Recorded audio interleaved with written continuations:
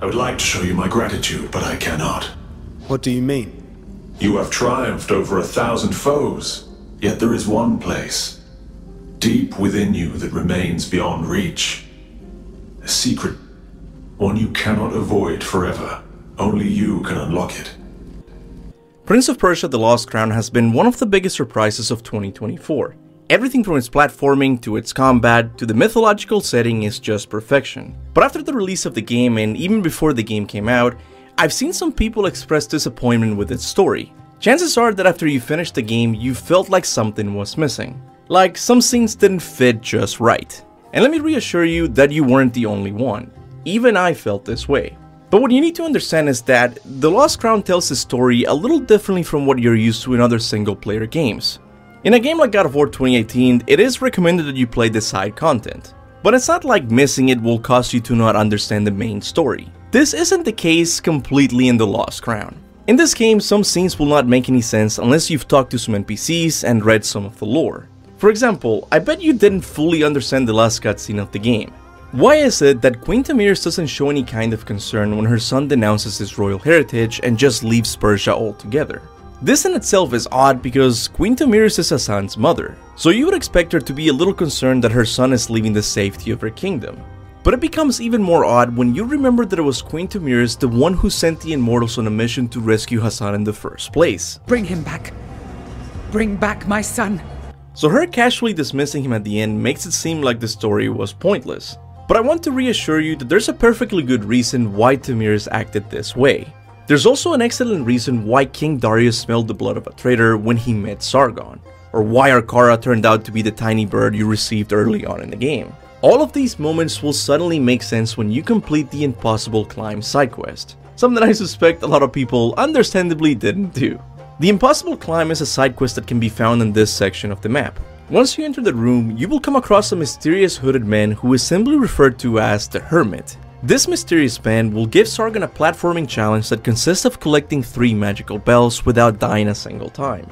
Once you succeed in collecting these bells, you will receive the Hermit's backstory. And it turns out that this man wasn't always a hermit who gives challenges to anyone who passes by. Before being exiled to Mount Kaf, this hermit was the most prestigious doctor in Persepolis.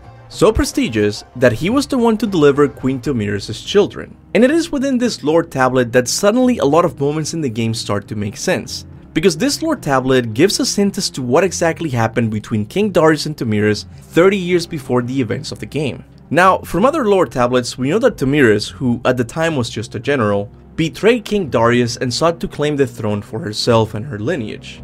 This led to a cold war of sorts that saw both King Darius and General Tamiris sending assassins to interfere with the other's plans. Tamiris sent out assassins to kill Darius' satraps. Satraps were provincial governors of the Persian Empire. Tamiris had them assassinated because she wanted to weaken Darius' ally forces. Now, King Darius retaliated by doing something a little more extreme. To prevent Tamiris' lineage from ascending to the throne of Persia, King Darius sent assassins to, well, kill her lineage. The Hermit recounts the story of how this happened. The first son Tamiris had died mysteriously of poisoning at the age of 12. The age of 12 is significant because this is the age when the sacred procession takes place.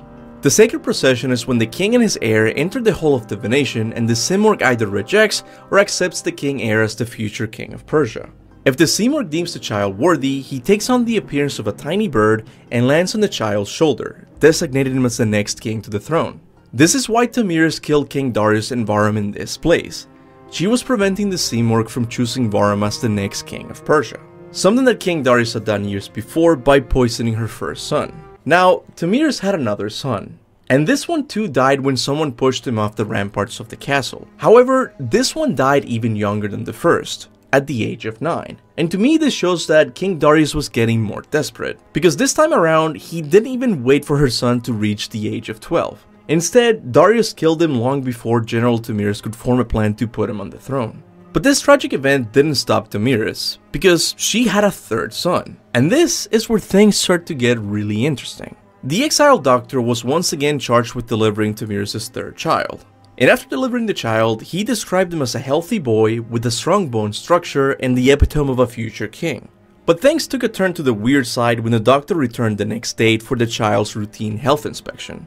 When he picked up the baby, he noticed it wasn't the same baby he had delivered the previous day. Everything from the weight to the bone structure was different. Tomiris' child was changed at birth.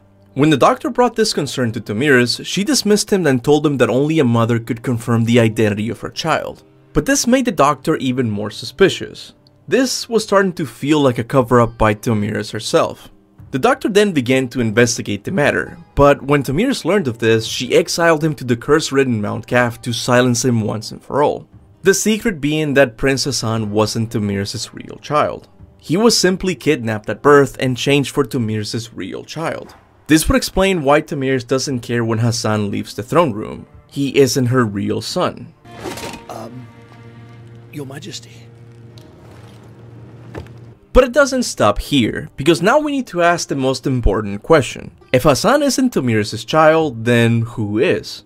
Tomiris' real son is none other than Sargon himself.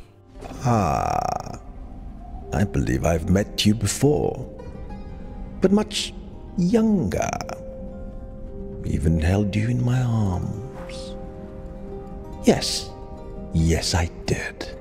This is the secret Shamrosh was referring to. Sargon was born a prince. This is why the mural in the game refers to him as the prince born in secret. Tomiris changed Sargon for the baby that would eventually become Hassan, because she feared that King Darius would once again kill her offspring. So instead she made sure the real prince would be safe in the hands of General Anahita. This is why when Sargon meets King Darius, he says that he smells the blood of a traitor. Sargon isn't a traitor, but his mother was. This is also why at the end of the game, Tomiris doesn't care what happens to Hassan, but when it comes to Sargon leaving the temple, she suddenly behaves like a mother.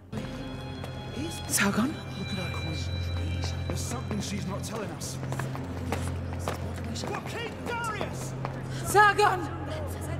Now, how does all of this fit in with the start of the game? Why did Anahita kidnap Hassan in the first place? Well, like Anahita tells us in the game, she was only following Queen Tomiris' orders. So the real question is, why did Tomiris order Anahita to kidnap their fake son?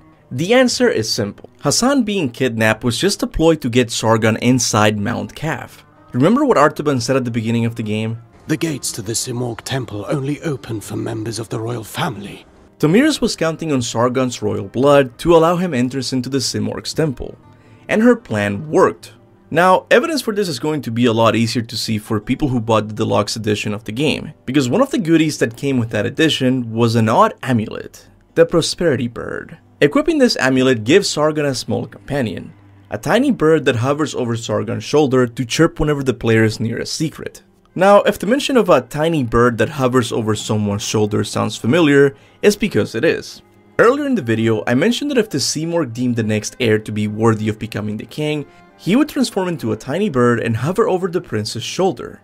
The game was telling us from the very beginning that Sargon was royalty, meaning that all of you who didn't buy the game because you don't get to play as the real Prince of Persia need to stop what you're doing and buy the game right now. Now, Tomiris thought that by simply getting her son to Mount Kaf, he would be able to bring back the Simorgh, restore order to Persia, and emerge as a new king. This is why at the end she seems to imply that Sargon is ready to become the next king of Persia. Sargon, you brought back the Simorgh, a triumph worthy of a king. But this part of the plan failed. She was planning for her son to be just as ambitious as she was and take the throne, but her son instead took a better path. Instead of acquiring the Simorgh's power to rule over the world, Sargon used it to save Mount Kaf and even the rightful prince of Persia, Varam. Hey, Sargon. Don't worry. I'll take good care of Varam.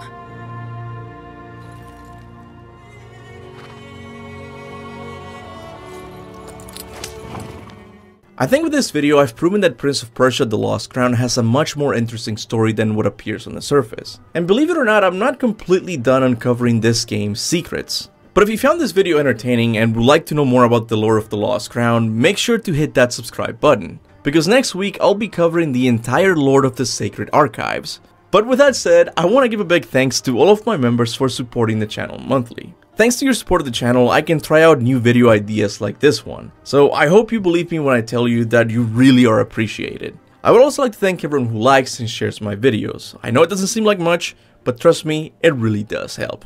And with that said, thanks for watching. And remember, go forth in the name of Olympus.